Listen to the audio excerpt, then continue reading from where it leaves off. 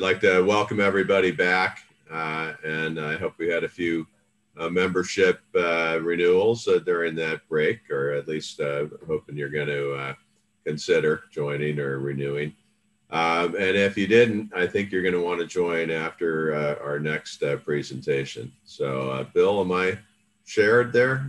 You see me there? Good. Okay, I did that. I did okay. All right. So following the success of the Downeaster, Train Riders is proposing a brand new regional service, which will run from Boston North Station directly to New York City Penn Station. A little bit about, our history, I think a lot of you know, but a lot of people, when I talk to them, ask me what Train Riders Northeast does. And I tell them, we're a grassroots organization, just ordinary citizens. And what we try to do is connect the right entities together to expand passenger rail service in New England. It was the brainchild of our founder, Wayne Davis, who was, I said, once an ordinary banker. And we've been very successful, and we've really continued that mission since about 1989. And I think we've been very successful on that mission. We originally collected 95,000 signatures in Maine. We worked with all the necessary entities, and we really brokered the deal to launch the Downeaster in 2001. Then we tried to work very closely with Patricia to make, and with the Northern New England Passenger Rail Authority to make it the best train in the country. And also to expand that service. We got an expansion to Brunswick in 2013. And now we would like to launch a completely new service from Boston North Station direct to New York City Penn Station. So we really began this initiative in about 2016, even though this is kind of our official launch. We commissioned a ridership study, and then we shared the results of that study with NEPRA and with Amtrak. And then our good friend, Senator Collins, she had Amtrak conduct its own study, which that's the cover of it up there. And I guess not going through the whole study, but I think just the three important points were this. And first was that there was plenty of ridership demand for this service. Second was that it really needed to stop in Boston, that was an important connection. And the third, and kind of to our surprise, but the Amtrak study concluded that it would take really very little capital expense to get the service going. So since that study, we've continued with meetings with many of the stakeholders. And after an in-depth benefits study, we concluded that the best option for the service is really a cross-platform transfer from the Downeaster at Boston North Station to an awaiting Amtrak train on our new service. And what this project would do would provide an immediate connection without having to navigate from the North Station to South Station, which if you're laden with bags can be kind of really not a very pleasant connection, even though they're so close. And the other thing it would do, it would reintroduce service or provide additional trips to New York from many other important cities. Worcester would have reinstated service.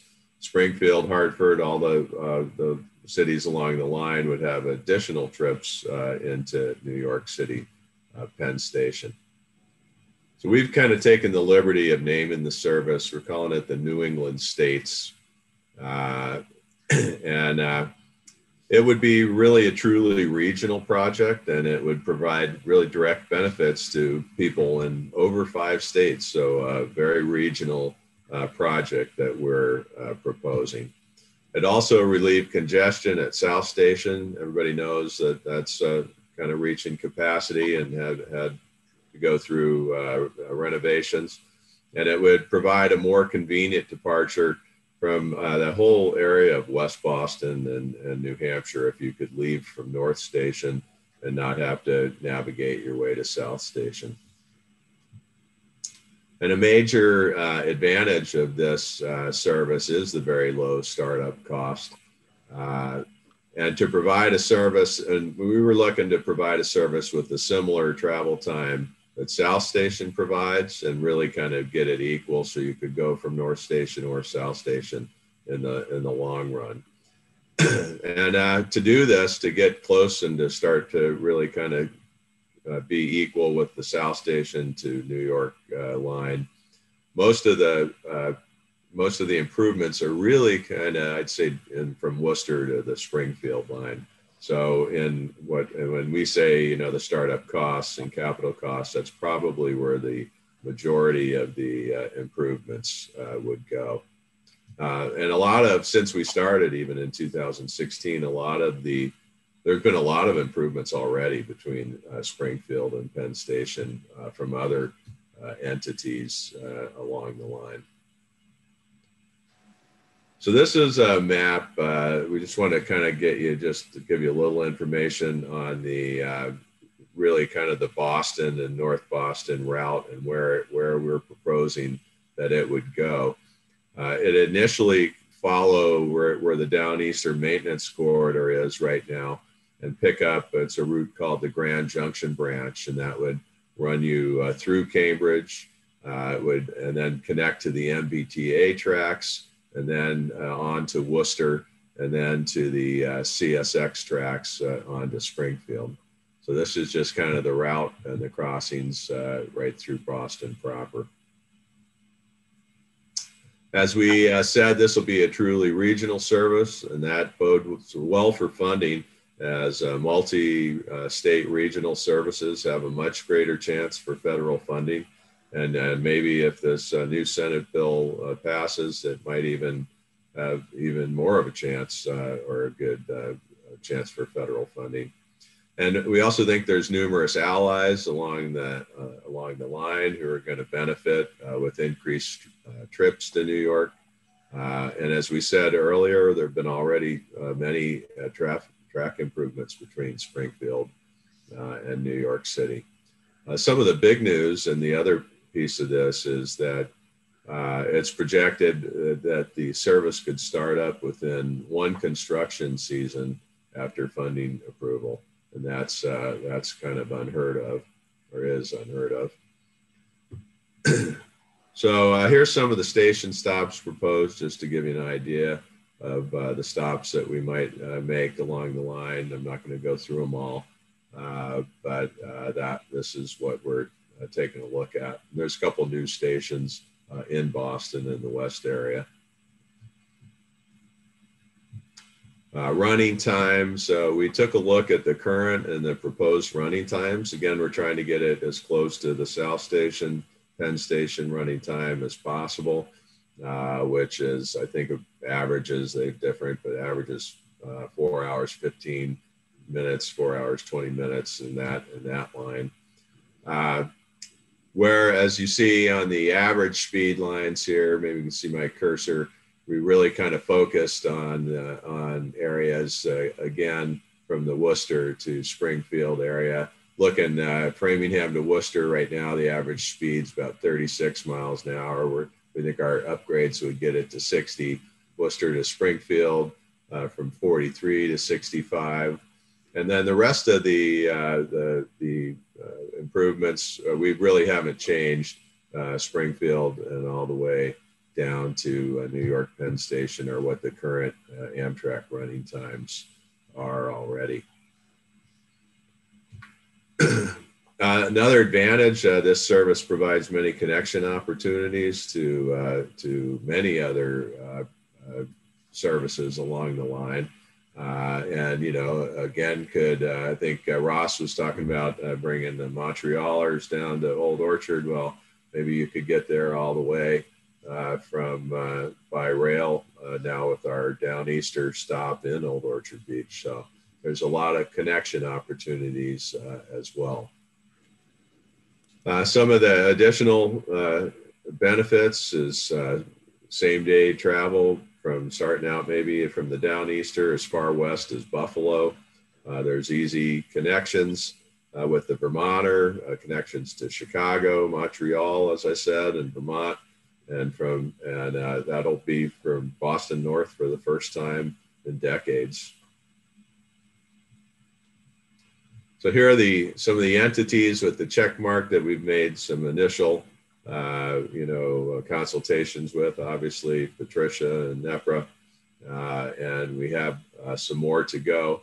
We're in the middle of kind of contacting, engaging all the entities that we need to. So we're looking right now at talking to cities along the line, delegations and representatives along the line. We're looking at congressional representatives in New Hampshire, Mass, and Connecticut, and to really start to put together funding for the service. And again, we said the startup could, if we got the funding, the startup could begin in just one season. So we hope that you're as excited as we are about our newest project, and we believe it's really readily achievable. I think it's timely right now, bringing up easier service and an easier connection to the Downeaster. I really feel could bring connect us much better to that big market in New York City, and hopefully we can start providing Patricia with a bigger pool of passengers that really want to come to Maine. I know in my own family, I have sons and nephews in New York City that with a little more convenience would be up here all the time. So we're looking forward to it, and we hope for your help, everybody out there, to join us in this next endeavor of train riders. And we look forward to any questions you might have. So let me give you back to Bill. And I told Bruce he had to take the technical questions, or Wayne, for us. So they'll take anything too technical. Wayne, did you want to have any additional comments on our next project? Well, just looking at our presentation, I always say, obviously, the running times are based on current running times, but over time, obviously, there would be improvements made because the public would demand it. Similar to what happened with the Downeaster, some may remember when we started, the Downeaster took 2 hours and 2 hours and 45 minutes to get to Boston.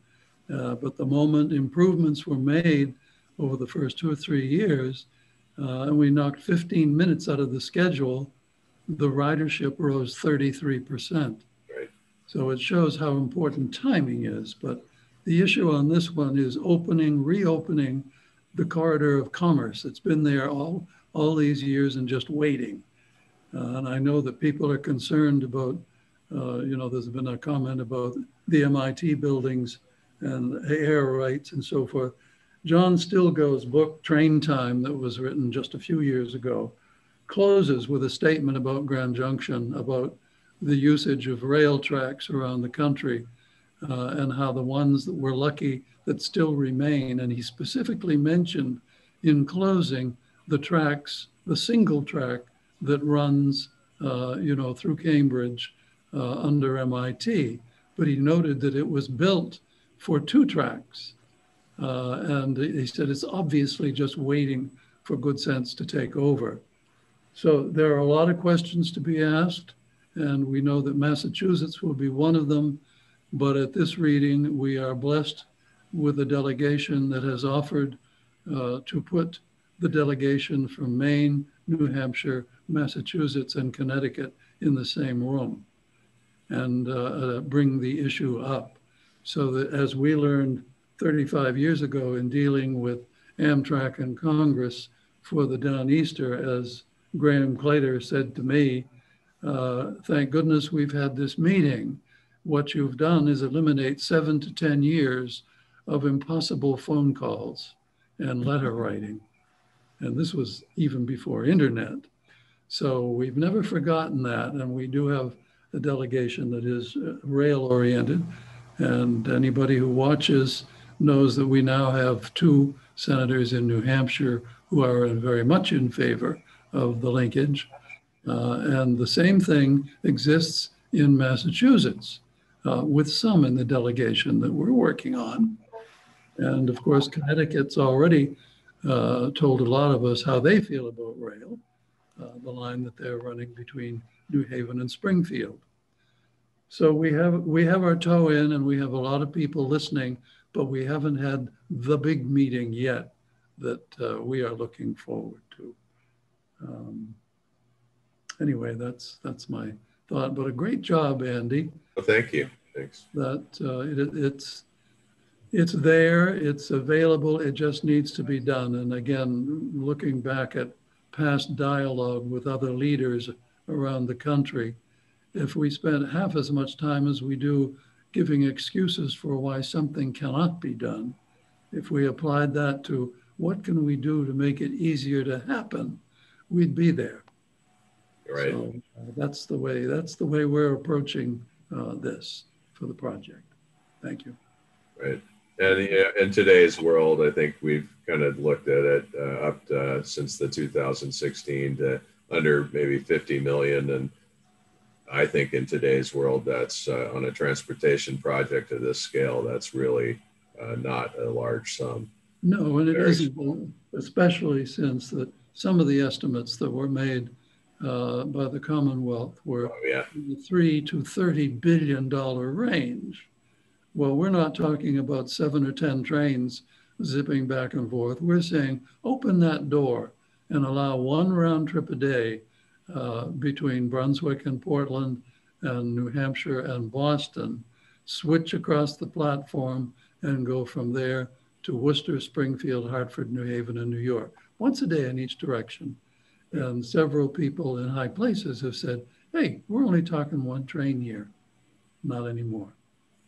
And it would take care of itself, because the traveling public, once it experiences it, it would be like the Downeaster. They're sold on trains, and that would be the chosen way to get to New York. Right. I know Patricia and Jane could get us a lot further on $3 to $30 billion, I bet. Yes. The wealth of Massachusetts. Yes. So, Bruce, do you have questions from any of the attendees that?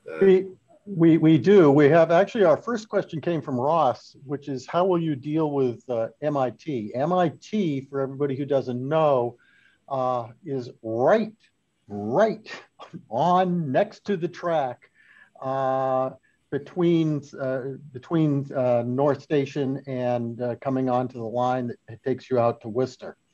And they have had objections in the past over that line, which is part of the Grand Junction in Boston, being used because it would upset their buildings, experiments, whatever. So anybody can answer questions about what we have to do with MIT, or Ross, do you have any more comments on that? Just to make clear, it's grade crossings. There are several grade crossings on the campus that I think are a major part of it. I know MBTA occasionally, I don't know how often, but probably at night, they do have, that's their main way of getting equipment from the north side to the south side, and maybe Amtrak. Well, it's certainly Amtrak, because that's how we get our equipment. Yeah. Well, I think I can talk to you a little bit about this. One of the things is that the MBTA is looking to develop the Grand Junction and has been over the last few years. We have not approached MIT, but there doesn't seem to be much screaming coming from them too much anymore. That Grand Junction is never going to be fast, no matter what we do to it. It goes, across many different crossings on several major streets. Right now, you could probably walk faster than it goes, but there has been some planning done. They start building a trail next to Grand Junction, a walkway, and they've been quite clear in the Boston area that that's not going to affect use of Grand Junction for rail purposes, and they've spaced it out so that it shouldn't be. So there is some thought about what's happening, but as far as MIT goes directly, we haven't really gotten into that directly. Wayne, you got anything to add on that? There was a train, Portland, Maine to Chicago in 2014, I believe, the Aprico special that ran on the Grand Junction branch. And if you want, I got a bunch of pictures I took from it. Oh, that'd be great. It was great cross. That would be great. Wayne, did you have anything to add to that about MIT? Yeah, I was thinking, what about asking about a station at MIT? With that, I mean, there aren't too many places that have a on-campus station, and look at what's happened at UNH on the Downeaster. I think, as I recall, when it started, it was a weekend-only service, and it's catapulted in terms of ridership. I would think that if there was any decent level of service across the Grand Junction, you would have a similar interest by the student and faculty population. Just a thought. Good point. Good idea. Yeah. Okay. The next question, we have West Station as one of our potential stops. And the question is, what is the timetable for West Station, which is a station that doesn't exist right now? I've spent just a few minutes looking that up right now. There's a couple of things here. The first thing here is that West Station is in an area right by where Boston is considering doing a lot of improvements to the turnpike. And so and they haven't quite figured out how to do that in that area, whether it's going to be above ground, ground level, and so on. So a lot of what happens at West Station may very well run up against what happens with the turnpike. But right now, the last thing that I saw is that it was either I think it was MassDOT was saying that West Station might not open until 2040, in which and that was done about 2017 was the announcement made on that. At which point Harvard came up and said, we'll pay more money. They were already contributing money for West Station. We'll pay more money, and we'll pay even more to have an interim station there, which won't be a full station, but would be able to provide service until a full station is there. So I think we're quite up in the air as to what the timetable is for West Station. There is another fairly new station around there as well that we could use, but it wouldn't be as good as West Station. Anybody else have anything to add on that? Didn't think so. Another question, if you open up Grand Junction, commuter rail could run from Metro West to the Kendall Square area and North Station. Are we working with the MBTA on this synergy? We've consulted with the MBTA. We haven't gotten to any specifics with them, but we do know that the MBTA is interested in using Grand Junction. How much interest, it's still hard to tell. And again, a lot of it depends on what happens with the turnpike too. So, and then on top of all that, I've had several questions come up about what's the status of the rail link between North and South Station in Boston. And I guess added to that would be, how does that relate to our project going from North Station across Grand Junction and over to Worcester? So Wayne, maybe you can talk a little bit about that. Oh, you got it on mute. You're muted. Ask me a question again, Bruce. Yes. I've had several questions about the status of the north-south rail link in Boston between North Station and South Station. And, added to that would be how that might relate or affect our project. Well, that has existed for years. We served on Governor Wells' Consumer Advisory Committee, back in the 80s, late 80s. Served on it for years, the North-South Rail Link Committee. We're still on it. We've supported it from day one. We have written more letters under different administrations. The project we're proposing has nothing to do with that linkage. This is not an either or. If you have a train going to New York through Worcester, you don't need the link? That's not so. You need to link North and South Station.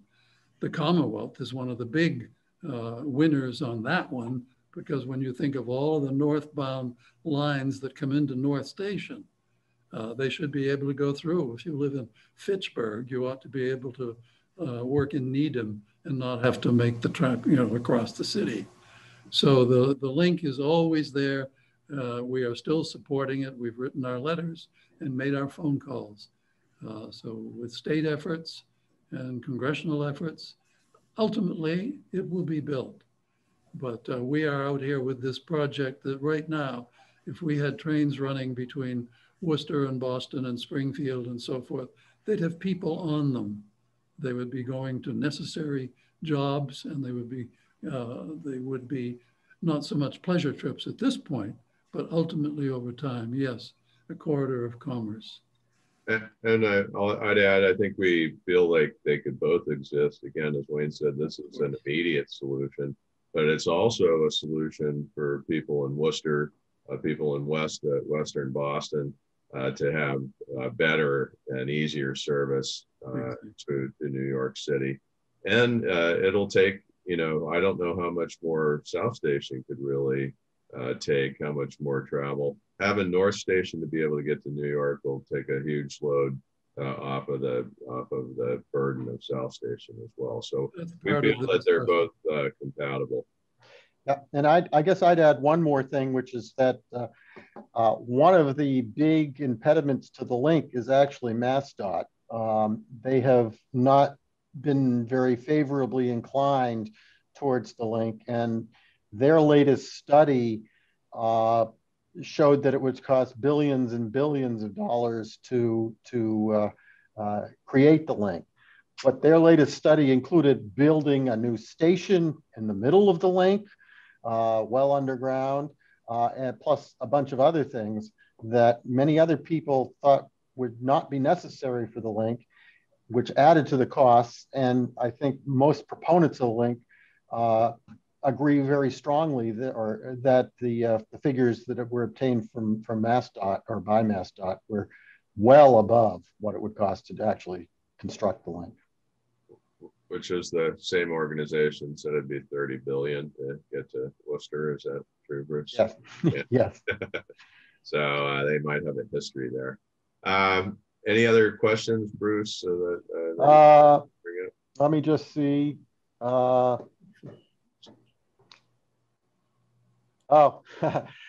Question. Since the name New England States was used on a past train, have you obtained the necessary intellectual property to use that name? Well, that was just a suggestion. As an attorney, I can say that we have not done anything as far as intellectual property rights go. It may be that it's been abandoned as a name that could be used by anybody at this point. Another question was, I assume the train will require a switch from diesel to electric New Haven. Our schedule builds in, I think it's 15 to 20 minutes. 14 minutes, yeah. 14 minutes for that switch. But see, yes, it would have to require a change unless we had a dual-powered locomotive on there. Which would immediately take 14 minutes off of our right scheduled time, right? Right. Now, this is Gene. I'll add to that the concept of the dual-powered locomotive is not new. I mean, New Jersey Transit and Montreal are using them now, and that certainly would be a big time saver. Yeah. Right. And I think Amtrak's got a few coming in from Albany down in New York City too. They did. I don't know if they still do. So because in New York City, I think you're required to use electrical power. You don't have fumes and things like that. Somebody has a comment that they'd worry more about the city of Cambridge reaction to train traffic, especially during rush hour, than MIT. Also, the MIT area is served by the Red Line. Lots of things to consider there. Final question was, how difficult would be inherent in a passenger transfer Washington, D.C. arriving in New York City? I'm not even sure what that is, but I'm assuming it means service instead of stopping and ending and terminating in New York City, but going down to Washington. And that's not beyond the realms of possibility, but it's not our initial thing. One of train riders' strategic steps has always been to proceed incrementally. You can't always have a huge project and get everything you want at once, but you can sneak it in bit by bit.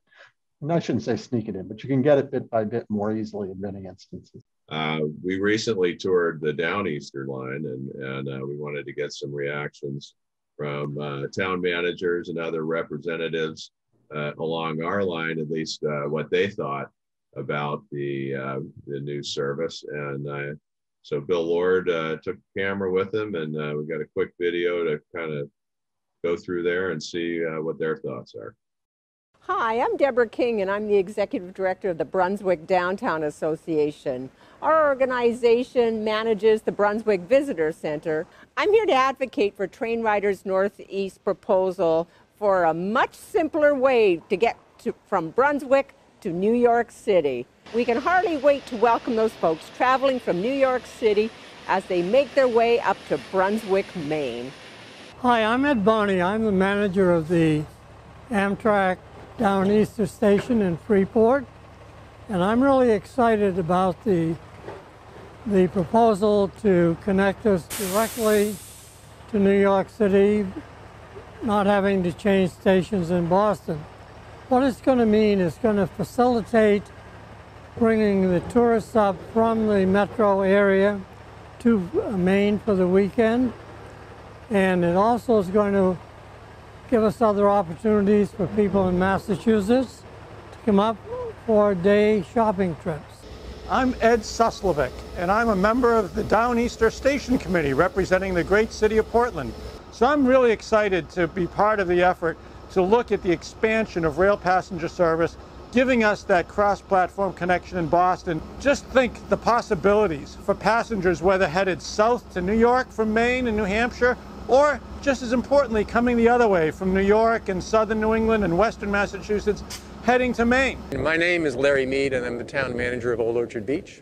I've had the experience myself of taking the train down to the North Station and having to schlep my suitcases over along the subway and get to South Station. I did it once. I made it, but I have to say I couldn't brag about it to my friends, and so this will be a big help for us. We get a lot of folks when the train is coming through here, coming from Boston to not only pay day visits, but to be here for several days. And we want more of that, and the train is a big, big sales piece for us. Hello, I'm Denise Clavette, Director of Economic Development for the City of Saco. Here in Saco, we're grateful for rail and for this new proposal that will actually increase travel, we believe, whether it's for economic development, for tourism, for vacationing, for anything, for going to school. It's just going to be a great asset and a great connection to be able to go and leave Saco and go all the way to New York City, and also give us the opportunity to connect Maine to New York City through Boston. Hi, I'm Larissa Crockett, Town Manager for the Town of Wells. Wells is the friendliest town in Maine, and we are really looking forward to the opportunity to make even more friends with the people of New York City, Connecticut, and Western Massachusetts. On a personal note, with a child in Western Massachusetts, I can't imagine how happy I'd be to hop on a train, head to visit, and more importantly, have her home more frequently on weekends. We'll hope you support this proposal. We believe strongly it's the best for all of us. Welcome to Dover, New Hampshire. I'm Jeff Spires, board member of Dover Main Street, a historic preservation organization, as well as a downtown business owner. While getting to Freeport or Boston has been advantageous, the Downeaster route is a truncated line. It doesn't afford us the ability to travel beyond the north end of Boston without traversing the city by taxi, subway, or on foot to get across town to South Station. The expansion to New York provides our region flexibility to live, work, and play outside the area, easing congestion to the busy roadways throttled by commuters without alternative transportation. We look forward to connecting with our New York neighbors as our region and theirs continues to expand throughout New England and beyond. Hi, I'm Kim DiRego, Associate Vice Provost of Enrollment Management at the University of New Hampshire in Durham. The train has been a wonderful addition to the University of New Hampshire. Since 2001, over 600,000 trips have been made from our students, faculty, and staff from this station here in Durham. Having the train on campus allows our students uncommon access to internship opportunities, shopping, social activities, and many other things. The families who send their students to UNH really take pride in being able to send their students to and from campus on the train. Greetings. My name is Darren Winham. I'm the Economic Development Director of the town of Exeter, New Hampshire, where the train stops 5 times a day each way. Our community is in full support of Train Riders Northeast proposal to, among other things, connect Penn Station with the Downeaster by a train platform walk as opposed to a harrowing Frogger-esque jaunt between North and South stations in Boston. This project makes sense from so many reasons: economics, tourism, marketing, student and family travel, commuting, recreational opportunities. It is making it easier for the flow of people and money north to south. Effectively, it is taking the kink out of the hose, and we're all for it.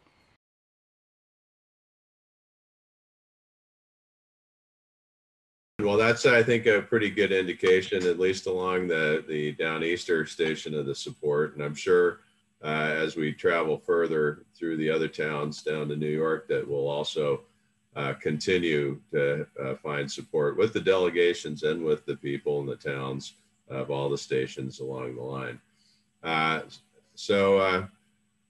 Wayne, I understand you recently traveled to our project's destination. I understand there have been some changes to Penn Station. I think as our kind of final little video, we wanted to let our attendees kind of get a glimpse of what they might find there. Yes, it was a very exciting trip. It was good to be back on the train. I enjoyed the Wien ride. Bill and I went together, but we enjoyed our time on the Downeaster in the morning. It is still a super train. And then we took the regional from Boston to New York, but the purpose was to visit Moynihan Train Hall. And we had made arrangements with Stephen Gardner to visit, and he arranged a cook's tour for us with the general manager.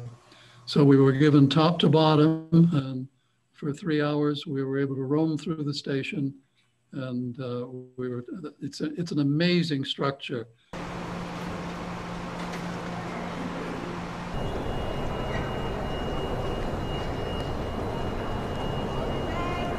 That's amazing.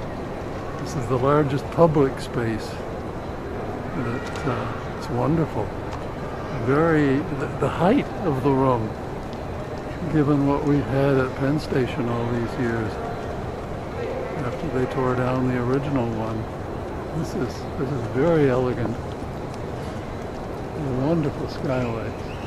Originally down here, this part of the Amtrak concourse was the original mail sorting room of the Farley Post Office building.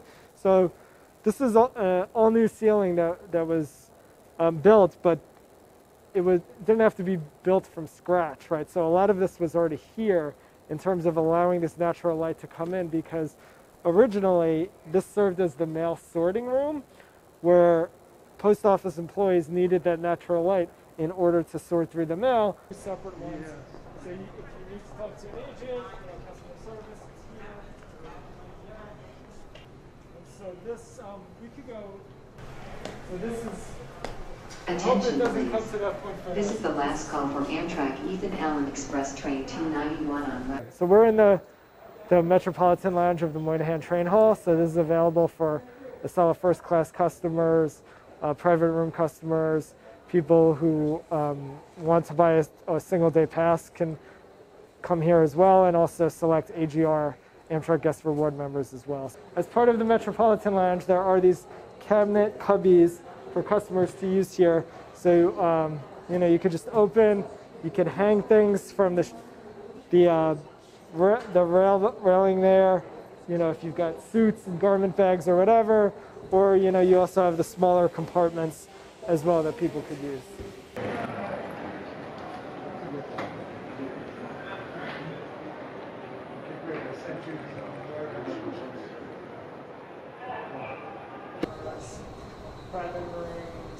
So this is obviously another skylight that brings natural light into the station that was fully restored.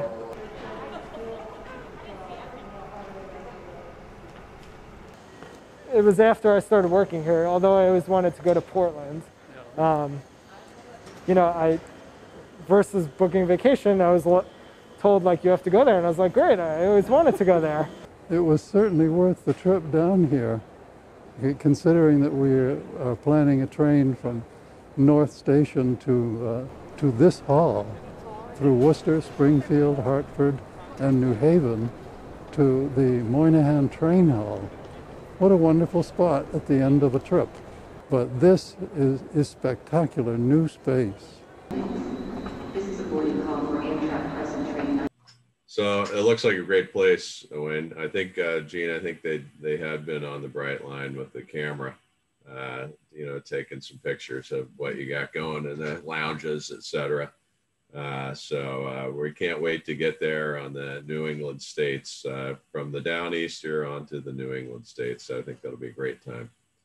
Wayne, do you have a final words? Any other comments? I think you, Glenn, or thank yous? Again, to thank Bill for all of his efforts in putting this together, and the various crews that were involved at Amtrak to get us to New York and back. And with the plan for the future, I think the energy exists and we can make it happen. And again, I want to thank Gene for playing with us here on the east side and up northeast side, and Ross, of course, with Capitol Hill, and Patricia with, it's always an enlightening visit with the Downeaster. I think I characterized your first one years ago as electrifying when you talk about the stats for the Downeaster. So thank everybody for making this possible, but we certainly have a lot more to do. And Andy, thank you for acting as MC. Yeah, my pleasure. You just picked me for my voice, I think you said. Somebody did say, who is my good luck, so it was just my voice. But well, I'd like to thank everybody too for joining us, and I think I was really informed. I think I'm more informed than most people, but I wasn't, you know, I didn't really know exactly where the Portland station stood. Patricia, there's a lot of stuff you brought. Gene, I'm like just so amazed, and Ross, I think there's so much intrigue in DC, and I'm glad that you're there watching out for us. And so while this concludes our live portion of our meeting, we are gonna, for those of you that want to stay, we do have one more video that Bill has put together. It's kind of really goes through the history of our organization, and I think it's kind of worth a watch. It was worth a watch for me. I just forgot, you know, how much skepticism we really had to put up with to get the Downeaster launched. And, you know, everybody, so many people just saying, oh, never work, never be successful. But I think we got the last laugh. So we hope you enjoy. And again, thank you all for attending the 33rd annual meeting of Train Riders. We'll see you next year.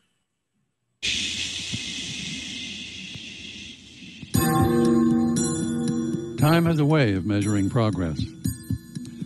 Sometimes it takes a lot more time than anyone expects to achieve a specific goal. It took 12 years of vision and determination to get the Downeaster up and running.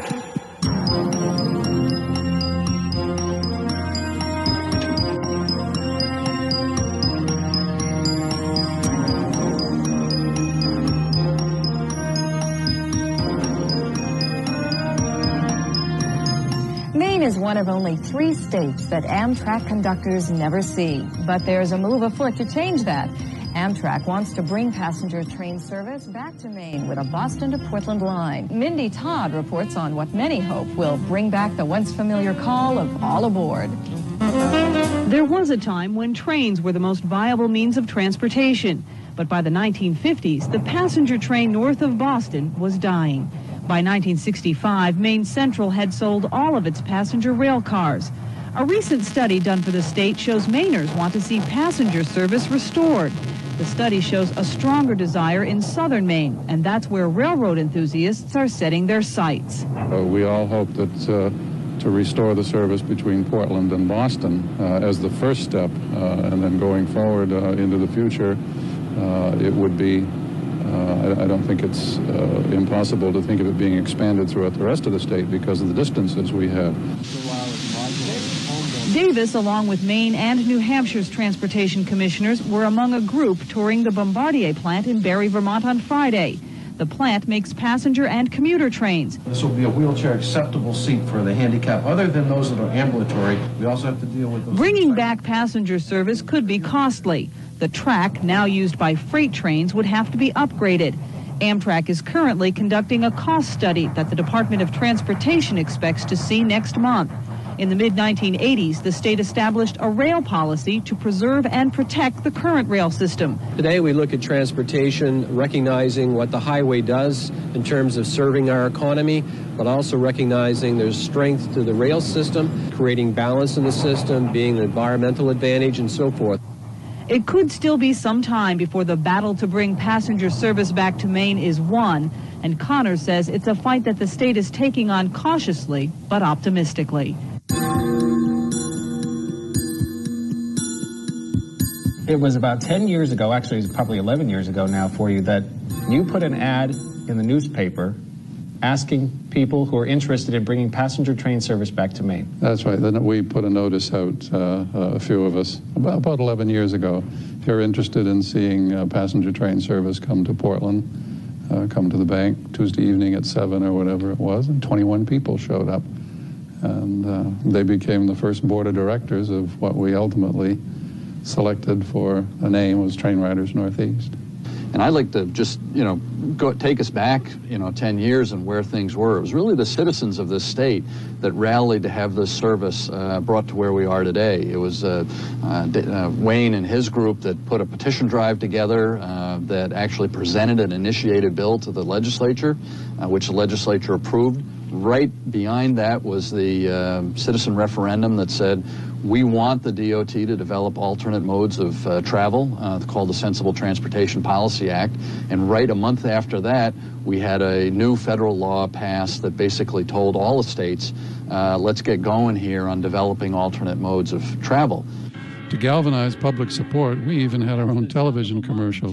We were a little optimistic about the starting time of the service. You can help bring trains to Maine and the rest of northern New England by joining Train Riders Northeast today. We need more volunteers and sponsors to assure that passenger trains will roll between Portland and Boston by 1993 as a first step to restoring service throughout the state. Call us at 879-7245 today or write to us at P.O. Box 4869, Portland, Maine 04112. But throughout the process, there were vocal skeptics who needed to be convinced.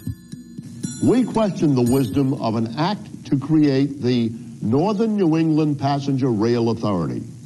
That's a bill Governor King is pushing through the legislative process as an emergency. Where's the emergency? Once again, this station has engaged in a tirade against the return of Portland-Boston passenger rail service. Even tirades, however, should have some factual basis. In a recent editorial, this station has shown its preference for slogans to truth and fiction to fact. Federal transportation officials whose business it is to know have called this project the best to be presented to the FTA in recent memory. In addition, 90,000 Maine voters signed petitions supporting state legislation leading to the return of this service. Train Riders Northeast values honest and informed comments about the Portland to Boston passenger rail service. Maybe next time this station will check with informed sources before it takes to the airwaves on this subject. Since neither New Hampshire nor Massachusetts currently intend to participate, this whole piece could fall on Maine. Although the federal government, largely through the efforts of Senator George Mitchell, has already committed almost $45 million to the project, unexpected problems with bridges could require an additional $20 million before the first train runs. No one is telling Senator Mitchell's office, at least no one from Maine, that maybe he's gotten railroaded. New Hampshire Transportation Commissioner Charles O'Leary has been anything but shy in taking on Senator Mitchell, Amtrak, and Train Riders Northeast. His opposition to restoring passenger rail service north of Boston has been widely publicized in his home state. This was his first interview with a Maine television station. More people are traveling from Portland to Boston on the bus today than the proponents of the train say will go on the train out in the year 2010. But they say buses aren't for them. Awfully egalitarian, I think. They say that there's no dining car on the bus. Well, hell, for $86 million, I'll buy them all a lunch.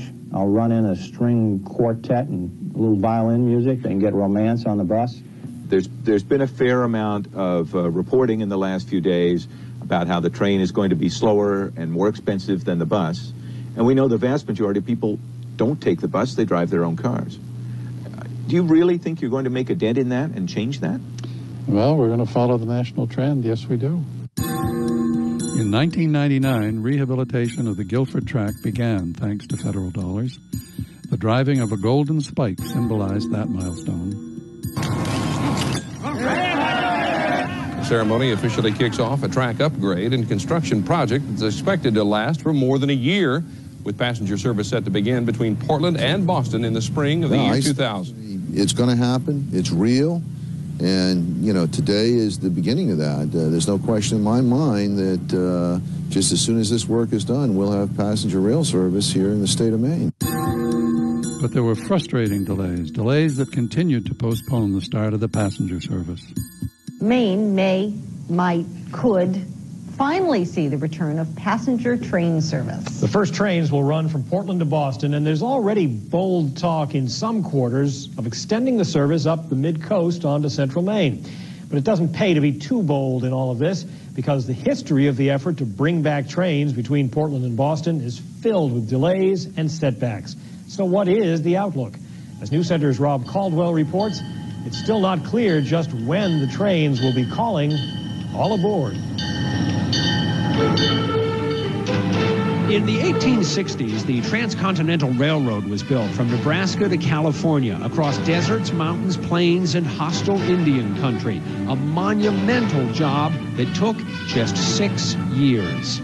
In the 1990s, the drive began to bring back passenger trains between Portland and Boston. The tracks were already there, yet it's been more than 10 years, and still nothing.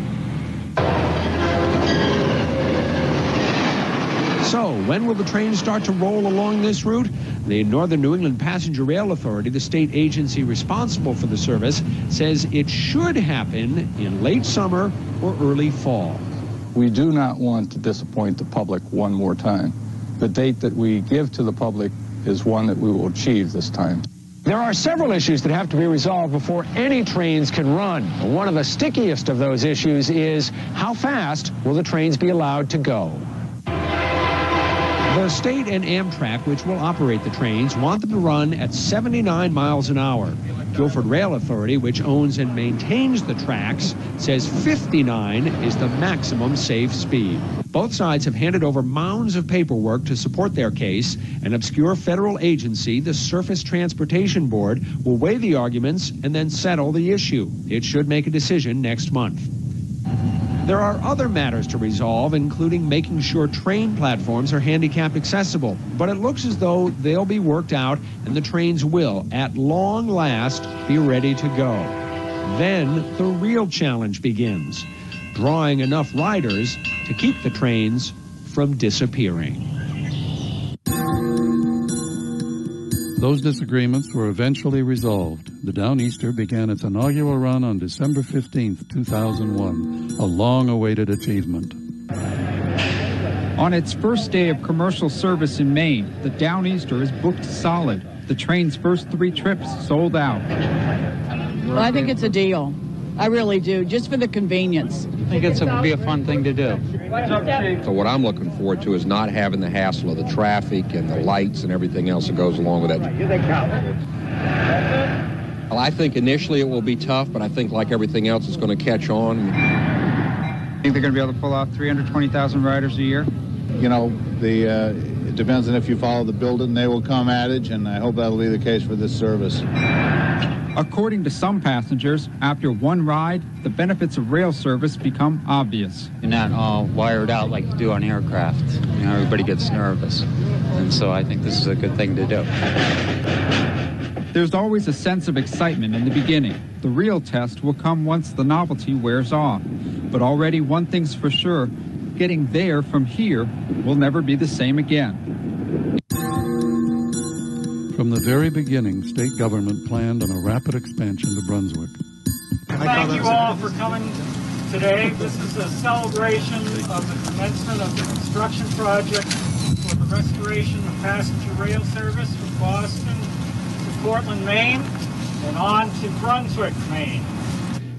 Your department has pretty ambitious plans to extend this service north to Brunswick, and is that something that you're pretty sure is going to happen?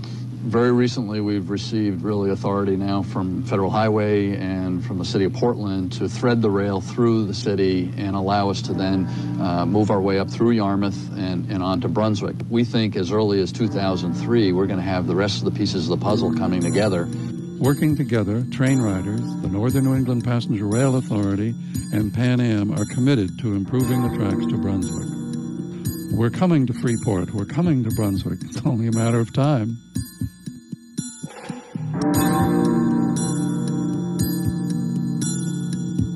And of course, this initiative really started as a vision led by a group of citizens who wanted to restore passenger rail service to Maine. And representing that group today is the leader of that group, Wayne Davis from Train Riders North America.